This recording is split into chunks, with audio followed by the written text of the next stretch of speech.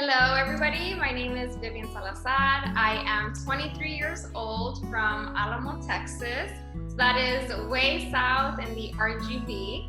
I was diagnosed at the age of 16, so right in my sophomore year in high school.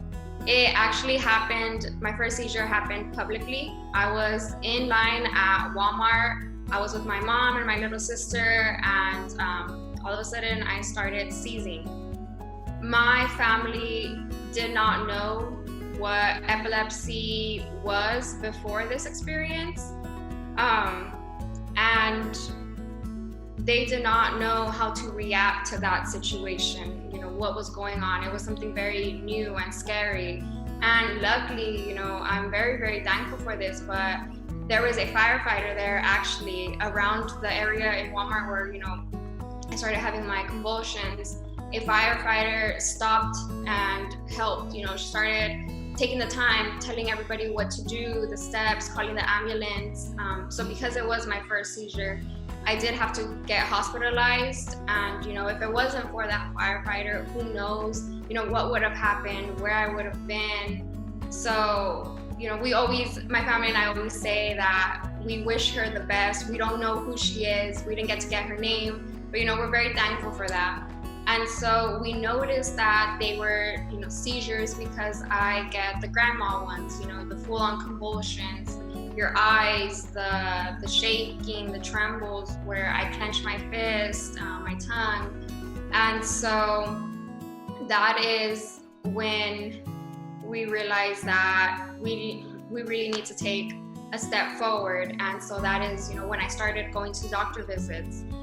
During that time, I felt very confused, lost, scared, and it's crazy to say this, but anytime I get a seizure, I lose my memory about 5 minutes before. So anything that happened 5 minutes prior to my seizure, I do not remember it happening. And so that is a scary part of it, because doctors will ask me, what did you feel before? What did you see? What was the last thing? And for me, I don't know, right at the moment that my seizures are going to hit.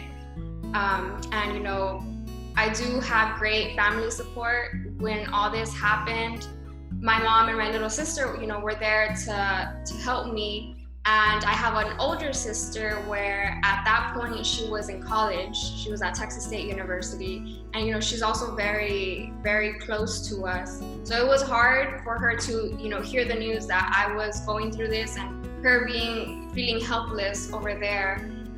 So my older sister, she did her best to, just do prayers with family, friends, and, I would get a lot of motivational messages to, keep going, that everything would be okay.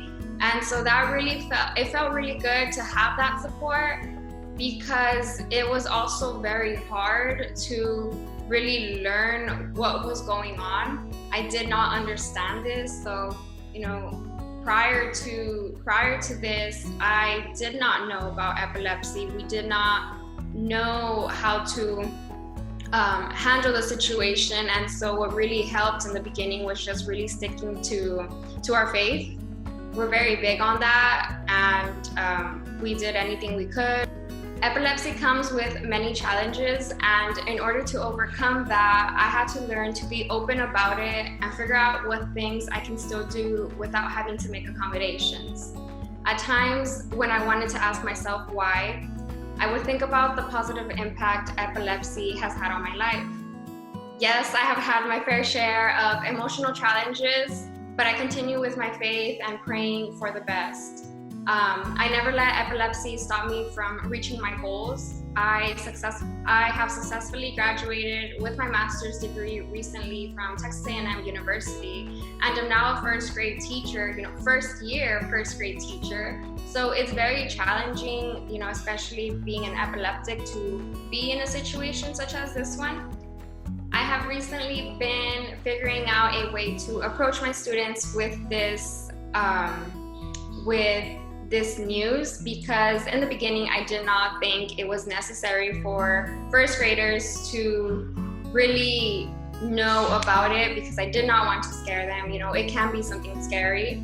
But at the same time, after speaking with another educator, I noticed the value of it. And, even though we may assume that there's a certain age to where one should be educated on epilepsy and seizures, the truth is that it's always important to start them, from the beginning. My most recent struggle has been approaching this topic to my first grade students. I was skeptical of the importance of them really knowing this because of being afraid of being judged. And so after speaking with an educator, she did tell me her experiences, and that's when I realized that it's really important for them to know, because if anything were to ever happen, my students are very thoughtful, they're caring, and I know they would be able to help. I trust them with this. So that's when I decided and am planning to share this information with them. And I'm very excited, but I'm also very nervous because I've never, it's going to be different opening up to students and parents all at once when I normally take it one step at a time. I am very fortunate that my seizures happen every other year, more or less. Because of this, I always felt like I did not belong in the epilepsy community, but it does not make you any less of an epileptic because you are still going through the same experiences and same emotions as others in the community as well. I heard first about EFCST through Facebook as I was scrolling on my feed, and it was actually during the time of Walk to End Epilepsy in November. I have not been able to participate in a walk, in person, but this year I did do the virtual walk, and it was very fun. I did it with my family, and so aside from that too, I have been on the lookout for certain programs with EFCST because I know that they have many to offer. And so one of those that I have been on the lookout for is the Next Seizure First Aid Certification. A benefit to that is, being more knowledgeable on epilepsy and seizures, since they are not all the same. For anyone that has been recently diagnosed, I want you to know to not feel down or embarrassed. Embrace this part of yourself. Always keep in mind all of the great things that have happened or will happen because of your epilepsy journey.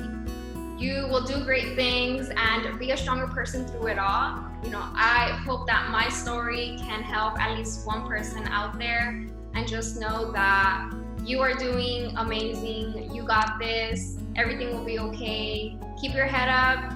I am here to talk to you if you need anybody to talk to. I get excited anytime, I talk to someone about my story or I run into someone with similar situations. So embrace it